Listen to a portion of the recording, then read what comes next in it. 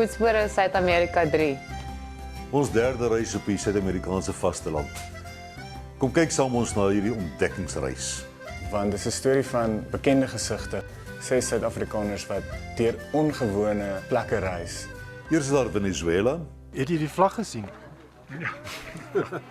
maar dan Guyana wat amper deel is van die Karibiese eilandgroep. En in Suriname praat al die mense Nederlands. In Suriname leeft iedereen als broeders en zusters naast elkaar. Maar die tweevingerluiaard is echt snel, die gaat gewoon Hy wil snel. vinnig uit. Some of the most bizarre animals I've ever seen. En die ander wat ook nog vir my baie uitgestaan het, toe ek gesien het wat 'n waterskilpad sy eiers op die vasteland kom lê. En dan kom ons aan by die kragreus van die kontinent. Brazil.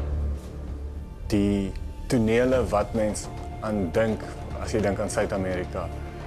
Welige groen, digte oerwoude, die Amazone rivier. En dis die grootste woud en die grootste rivier in Suid-Amerika. Water oral. En toe was dit son, sand, see en bikinis gewees.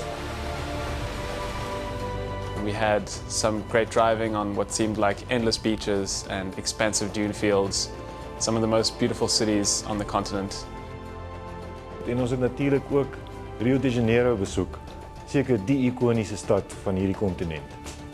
'n Span van 6, 3 cruisers, 4 lande, oor die 16.000 kilometer wat 'n reis. Skakel in en gaan saam met ons op hierdie Suid-Amerikaanse avontuur.